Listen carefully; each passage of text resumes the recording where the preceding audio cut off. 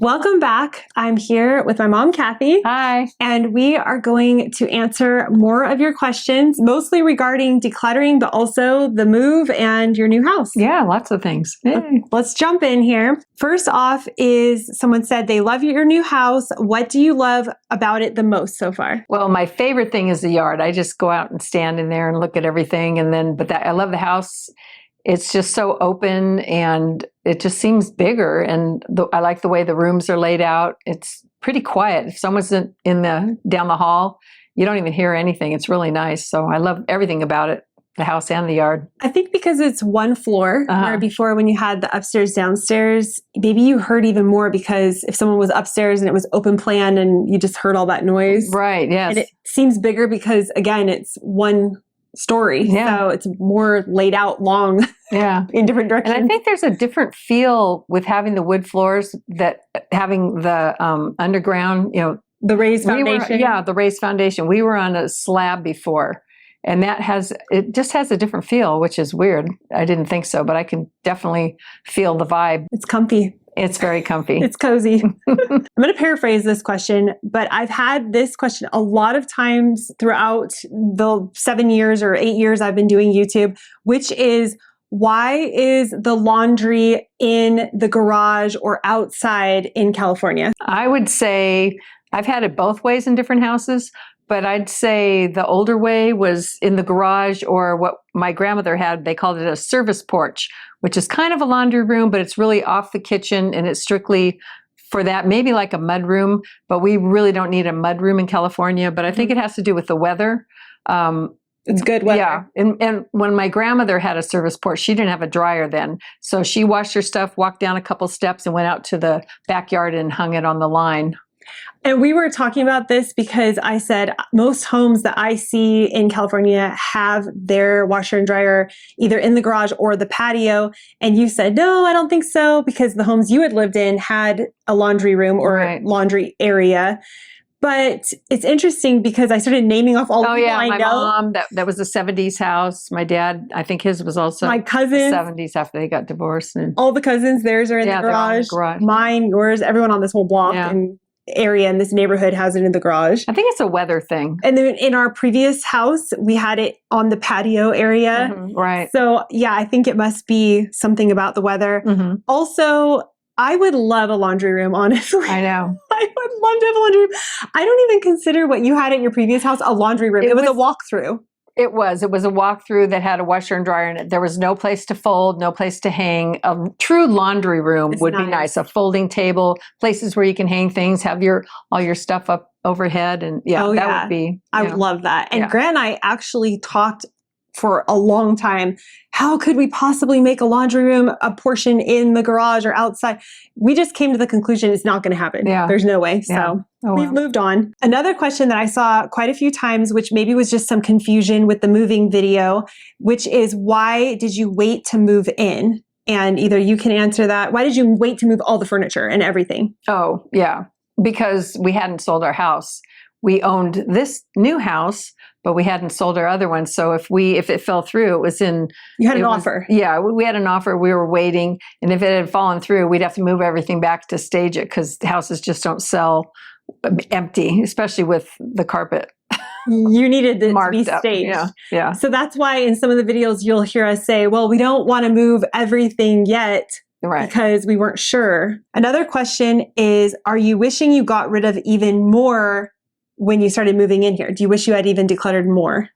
Well, I think the way I was doing it, I was decluttering for 5 years, the obvious things, but I really hadn't dug into things that I did when we were moving. I got rid of a lot of stuff as we were moving that probably wasn't even shown. Things I realized I never used, like 5 pieces of luggage or something like that. No, I don't really. I think everything I have here now, I'm keeping until I open it up, and maybe it'll go. But I think for the most part, I'm planning to keep everything that is still in boxes. So far. I do feel, though, when we actually put away your office area, we haven't done yet. Right. So I feel once we start opening all that up, there may come a few moments where you decide, oh, you know what? I don't need that one little thing or this little thing. You've already said, oh, I'm going to get rid of these envelopes that I thought I needed, all the envelopes. So there's been this slow trickle of things leaving still. Yeah. And I have to say, when we first moved in here, I didn't show it on the video. Unfortunately, you can't video every second. But there was a moment where we gathered so much stuff. Remember? Boxes, 3 or 4 boxes. A chair from Dad's office, big, bulky things. And we had this huge pile. I don't even think I took a video or a clip or anything of it. And we just loaded all that into the car and took it to the thrift store. I think it's true that once reality hit, once we got in here, we thought there is no room for any of that. So we did get rid of things that weren't our favorite. So he did and I did too. But so it was both ways. We really did get rid of a lot before we moved, but there is still more to go through. Do you ever disagree during decluttering or get frustrated with each other? Yeah. There are times. I will point out obvious things that I think you don't want to hear about. Frames. Frames. Well, sometimes I'll save things and then I'll go, no, I'll be saying, no, I'm not getting rid of it. And then I'll use it and I think, look at this, I'm using these. But there's other times where I say, why don't you get rid of that? And you said, no, I'm going to use it. And then you try using it and you tell me, oh, you know what? I ended up getting rid of it because it was not needed or whatever. Right. So it goes both ways. But what the word pressure was used? Frustrated. Do we get frustrated with each other? Or get frustrated during the decluttering process? Disagree? Once in a while. Usually not, because I find it all very helpful that what she does to help me sort things out. And because my natural personality would be put it in a box and throw it away, put it away and not really look at it till later. Keep it. Yeah. But now I don't have enough room, so I can't do that. But that's my nature, is just, I want to have this someday. So I'm working really hard to go through things and get rid of them when necessary. Also, I think we get frustrated once in a while, but I wouldn't even call it frustrated. I think I will just point out things, and sometimes you'll go, oh, I don't know, roll your eyes, and I don't want to do that. But I don't think it's necessarily frustration, because I don't really care if you get rid of it. No. She tells me what she thinks, and then I respond the way I think, and then I do what I want. And that's it. I'm not pressured at all. Yeah, I don't care. Yeah, I know people. You're just trying to be helpful. That, but I'm telling you guys, I literally don't care if you keep things. It's not my house. It doesn't matter to me. I don't see the clutter. It doesn't bother me. Exactly. Right. So it's funny that, and it's the next part of the question said, how do you handle that? And I think a big part of handling that is just accepting it. You can have your opinion. I can have my opinion. You come to my house and you say things about my house, and I do the same thing. I say, okay, whatever. I know. I don't care, because it's not your house. It's my house. Right. And I don't get offended. I just you don't have to listen to what I say. Exactly. And once in a while, I learn to zip it and not say too much about anything. But when I do, I will make comments thinking it's helpful. You're not helpful. Even though everyone might disagree, I feel I'm again trying to be nice here, but I feel like I'm a lot gentler a lot of the time and nicer about things, where I don't show it, but you can be a lot more blunt about stuff. I'm very blunt. I know. But I don't get offended very easily. Yeah. Well, she's used to me. Someone asked more of a kind of personal, is it a personal question? Do my in-laws live in New Zealand? Well, one of them does. The other one lives in Australia. It's a good question. Okay. So someone asked more of a personal question about me, which is, do my in-laws live in New Zealand? So if you're new here, you're not going to understand that at all. My husband is from New Zealand. We got married in 2011. I had previously gone there to New Zealand to be a nanny in 2008. We met, dated for 3 years, lived there for 3 years, and then I brought him back here to California, where we got married. And yes, my in-laws live in New Zealand. One of them lives in New Zealand and the other one lives in Australia. So you can come to your own conclusion that they are no longer together. So my husband's mother is from Australia originally, and his dad is from New Zealand. So we have people everywhere. He's a half-breed. He would never let anybody know that, though. He claims only New Zealand, which is kind of funny. But that's where he was born and raised. And so that's why he feels like he's only from New Zealand. But he has family, a lot of cousins and all that. All over. In Australia, too. And New Zealand. Yeah, so that he's fairly close with. Yeah, they communicate. And so, yes, we have not been to Australia with our family and everything. We did go back to New Zealand way back in 2018. So we just haven't been back yet. Yeah. How come dad or your husband is not in the videos? And there's been updates lately because he has been in the videos. Yeah. Once in a while. He's been in 2 videos, which I can link down below. But why he's not really in the videos is just because it's the Kathy and Shannon show. Yeah. It's not the Kathy, Shannon, and Carl show. It's just us mostly doing all this. So he has decluttered his office 2 different times. We have 2 full, big, long videos on that. And so he has been in the videos. Yes. This person said, I'm trying to understand the psychology of collecting stuff. It seems like a trait handed down through generations. Is it post-immigration and starting with nothing, or the deprivation of the Depression era? All of the above. I feel like yes. Our parents, my grandparents immigrated from Sweden, and they didn't have anything, and they grew their wealth, and my parents were passed down a lot of things from them, and they said these are treasures, save them. And my parents grew up during the Depression, so yeah, money was tight, and there wasn't a lot to be had. And so now we were just taught that. So you're, I think, the age where you're actually breaking that, because you don't want to keep all those dishes and different things, and that makes sense. But it was definitely heredity. And I don't think it was a trait. This is my personal opinion. I don't think it's a trait that you're born with. I think it's taught, 100% taught. I think that would be a hoarder. I don't know, like a psychological thing. I think it's more not a handed down biological thing. I think it's definitely taught, because even when I was a kid, you would say things, you still say it now, like, that was paid with hard-earned money, or that was, and I'm not saying that it wasn't, but it's just, those are the kind of things that you hear over and over again, and you take care of that because that needs to last you the rest of your life. And that's the way it was. You got something, that was it. Yeah. That was your chair. You kept that chair forever. It doesn't matter if it doesn't work for your house or anything. Now everything's just buy it, get rid of it, buy it, get rid of it. And a lot of it's cheap junk. But there is a lot of that. But I love my old stuff. I'm attached to it. So I still come from that era back where things really mattered. So I still have fondness of things you were saying, like, get rid of this and that. And I hang on to it. Like, I'm going to keep it for a while. No, I'm going to get rid of it. No, I'm going to keep it. I like it. It makes me feel good. So I just keep it. I agree that some stuff, is worth keeping, especially if it brings you joy, as they say, and all that. Yeah. I just think there's a tipping point to where if you have too much, it can actually make your life worse, make you unhappy, having to take care of it, having to deal with all the stuff. And so I think finding that tipping point for each person is different.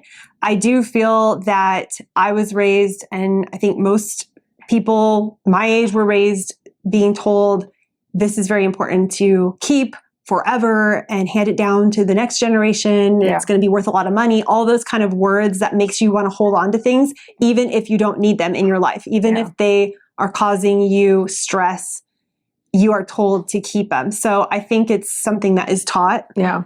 But you grew up, like you said, in the generations before you, actually needing to keep this stuff because you didn't have any other options. Yeah. But also, if I had to get rid of 2 different things, I'd probably get rid of the newer thing that someone gave me and keep the older thing. I mean, unless it was something you didn't need or use. Right. But like if I said, I'm going to give you this is going to be fun. Okay. If I said you could either keep this glass baby doll figurine, or you can have one potato peeler, but you cannot have any other potato peeler. This is the only one. And you have those 2 options. Which one would you keep? Both. Okay, see? Did we answer the question? I don't even know. What was the question? They're trying to understand the psychology of collecting stuff. I think it's just ingrained in us, and hopefully I'm trying actively to not teach my kids, you have to keep everything. No, you're saying get rid of that. I'm saying just keep what you use. Yeah. The one thing I'll say toy-wise, when Shannon was little, I got her a train, a 3-piece train with little cars that go wooden, handmade wooden train. It was in a gift area in Nordstrom's. I thought, that is so darling. You were probably 2. And I thought, oh, she'll love that. And so I kept it. And I kept it all these years. And then you had your kids. every one of the boys loved it. They played with it. Still play with Levi still plays with it. They still play with it. So that was a good purchase. And that was something I hung on to. And I'm glad I did. And they don't make quality stuff like no, that anymore. They really don't. They don't. So yeah, if you have quality things, Yeah. and that's why I do shop secondhand a lot of the time, is to find vintage quality things. Yes. Because I think it actually lasts a lot longer. Oh, yeah. For sure. Yeah. I'm going to throw you off guard here. Okay. Next question. Did you keep the glamour shots? I believe so. Did we? I haven't, since we put it in the box, I haven't gotten into that yet, but I think we would have. You're definitely. still unpacking. Oh, yeah. I'm still unpacking. Definitely. But we did save the glamour shots, Yeah, I think so too. In a video, decluttering my dad's office, we came across the glamour shots from the 90s. Yes. And I think we kept them. Yeah, I'm sure we did. Could you tell us how many linens you keep? It's very minimal, actually. Yeah, I have two sets. I rotate one on my bed. Carl has his own bed, his own room. You don't know that. We can talk about that. And his own linen. So he has two. So that's what we just rotate. And when those things wear out, I'll throw them away and get a new one. Toenail goes through the sheet. Okay, but so that's it. You just said something that I think a lot of people don't know. Yes. It's a big secret. You know that I'm on a CPAP machine because I snore. And so that's it. Both of us need sleep. And he has restless leg syndrome. So he's always like all night moving around. So I can't sleep. So anyways, we have our own rooms. We have them set up the way we want them. I love my new room. It's beautiful. And he loves his new room. So we still love each other and we still hang out and do all that. But you have your own bedrooms. Yes. Decorated how you like. Yeah, which is kind of fun. Yeah. Yeah. So for years, she tried to hide that. Well, I just thought you're like, oh, bad lady. Bad lady. So not funny. sleeping with her I husband at night. never understood that, why it was a secret. I'll tell you what, I know. Well, beyond that, it was just, I don't know. A lot of people do it. I know a lot of people. Oh, I know. A lot of my people friends do it. have their own rooms. But yeah, you don't want people thinking like, oh, you're so mean to your husband, right? I don't know. I know a lot of people say, my husband told me that. You're never going to sleep without me. Right? I know that a lot of people sleep with their kids and then the other person sleeps in another room because they can't handle that. Oh, so I know a lot of young people who do that anyways. They have I don't know if they decorate and have their own bedroom necessarily, but they sleep in a separate room. That's kind of because the mom will sleep with all the kids or the dad or whatever. Kind of a form of birth control, I'd say. Probably, I'm guessing. I have never slept with my kids. That's one rule that Grant set actually before we even had kids. He said, we are never going to have kids sleep in our room. You tried doing that, but you know what?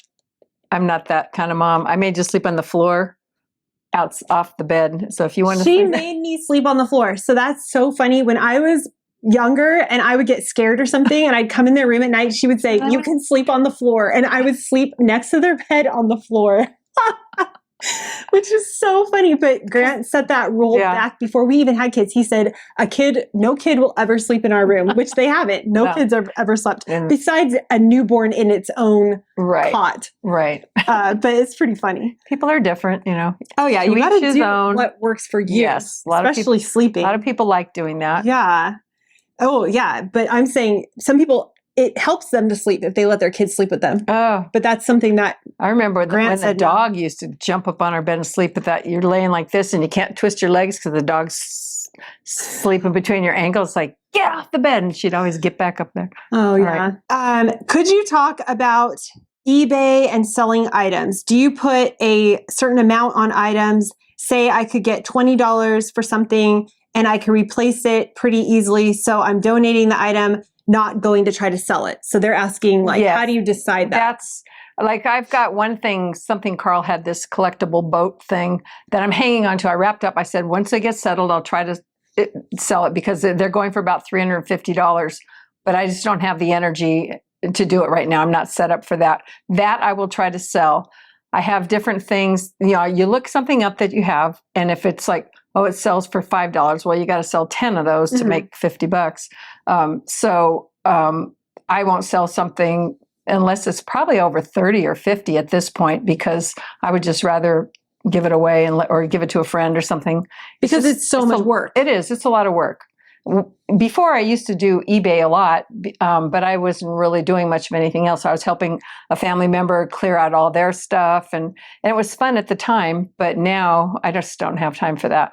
It's a lot of work because you have to look up the item, you have to research it, see what it's called and the right keywords and all that. Yeah. And then you have to see what it's sold for and price it right. And then are you going to do the bidding, or are you going to put a flat fee? All those things. Yeah. And then you have to ship it. You have to insure it. If the person says they get it and it's broken or they complain, then sometimes you have to refund them, and all this whole entire rigmarole. I remember one time I sold I think it was a racetrack that had never been opened. It was sealed up, and someone bought it, and they said, "Oh, I opened it up and it was missing something." I said, "No, this was sealed. It was never opened." "Well, that wasn't right. You need to give me a discount." I said, "Send it back to me. I will take it back. I'm going to take a hammer and beat the crap out of it. And I'll give you your money back and your shipping, and then I'll be happy." He goes, "No, don't do that." I said, "Oh yeah, that's what I'm going to do." And so he goes, No, that's okay. Never mind. I changed my mind. He's trying to rip you off. He's trying to rip me off. 10% here discount. Oh, there's a string missing or something. It's like, just give it to me and I'll shred it, and then I'll give you your money back, and I will be much happier than giving you 10% discount. Sorry, that's me. Yeah. Because it's frustrating. Yeah. So you have to be ready for that, You have to be really picky to what you want to sell and have to deal with all that and the time that goes into it. So I always default to just giving it away. Yeah. That's my default. Right. But I get that you have things that are worth it for you. So yeah, sometimes, yes. Don't mess with the seller. Don't mess with my mom. How do you handle paperwork like statements, receipts, etc., digital, or keep it in a file cabinet? If digital, is there a specific scanner you like? I have all my receipts, and as soon as it goes through the credit card company, as soon as I know I'm going to keep it, I just throw it away. I don't keep it unless it's a refrigerator receipt, and then I just keep the piece of paper. And then after 5 years, when it breaks down, you got to buy a new one. Then I throw it away. But I've gotten my file. We used to have a 5-drawer file cabinet, a tall one, and I got it down to one file box because I just got rid of everything we didn't need. And I have the last 7 years of tax returns. That's the biggest thing. And I've just really whittled it down to not very much, but I do some things digitally, but I don't have a big digital file box where I would go and look for receipts. No. Not me. I have to keep all my receipts for my business. Oh, yeah. So anything I'm going to write off, I keep a physical copy. Now, should I scan it? Probably. That would make life a lot easier. I don't do that right now unless it came to me digitally, because some receipts are sent digitally. So in that case, I still have it that way. But usually I print everything. It just makes it so much easier to print it all, have it all in an envelope.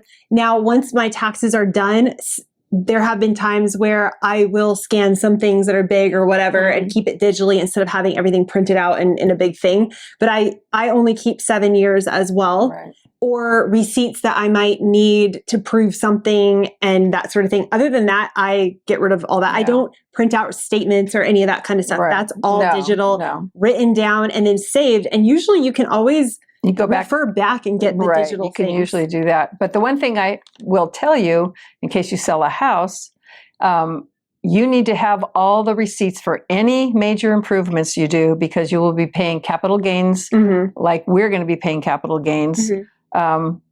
So definitely keep those receipts. And digitally, you can scan them. You can scan them. Oh, okay. All right. Well, I mean, you could print them then. Yeah. If you scan them, then you can always print them. If I thought you had to have the actual receipt. The original receipt. I mean, if it's scanned, there'd be a barcode and everything on it. Yeah. I mean, I think you would be able to do that. These were before barcodes. Okay. Well, yeah. But you can't go back in time. So, just save anything you do on your home that's major, because just with inflation, your house is your house is going to go up, and you're going to be paying capital gains. And everyone makes improvements over the years that add up, and so you want to be able to have that. Yeah. But I think overall, the amount of things that I have to keep now compared to before, or what I decide to keep, is so low. I have a few files, and that's about it. Yes. I don't keep printouts from kids' Kaiser appointments or any of that kind of stuff. I just don't do that. Too. All of that is digital if you need it. All the utilities is all online. The scanner I like is the Epson scanner. You have Yeah, the same I one. think I will have it down there in the description. Yeah. It's really, that could be the favorite of the week. Oh, yeah, favorite of the week. This week's favorite, the Epson scanner. Yeah, because you can scan photos. You can scan photos, which is great. You can scan art, which I love. And I've scanned tons of photos that way. And with that, if you have something bigger too, you can even match it. You can scan half. You can scan half and it blends it together perfectly. So that one's really good. Yeah, so the scanner, printer. I will link all that. Yeah. Those are all good. Yeah. And then I'll link all the other digital ways that we've dealt with photos and stuff down below as well. Okay. Because Good a idea. lot of people have that question. Yeah. Last question is, I'm always looking for things to declutter. Is that normal? Sometimes I think I'm obsessed.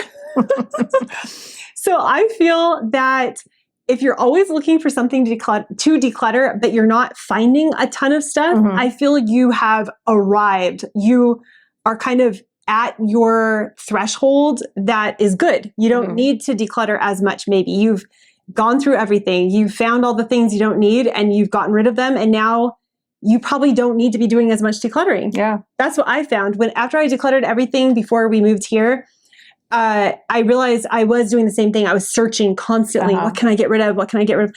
And I found that I didn't really have much. And so therefore it was more of a maintenance mode at that time, where then I was only doing it seasonally, maybe twice a year, 3 times a year, where I would just go through the seasonal things or things that have changed and then declutter. So I think that's kind of a good sign. Yeah. Because, once you start looking and realize you want to keep it all. Yeah.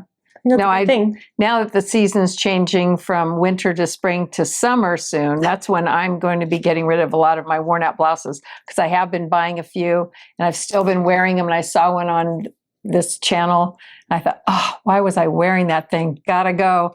I need some short sleeve blouses. But anyways, that's how I declutter now when I see it and realize it. Yeah, seasonal and seasonal, I think. Yeah, I think so. And worn out. I think that is definitely a good sign. You're on the right track if you are still looking, but you're not finding a ton of stuff. Thank you for joining us on this Q&A. I hope we were able to answer some of your questions. If you have any topics you want us to cover or other questions you'd like us to answer, please leave them in the comment section. Thank you so much for being here. If you're new, hit the subscribe button and we'll see you in the next video. Bye-bye. Bye.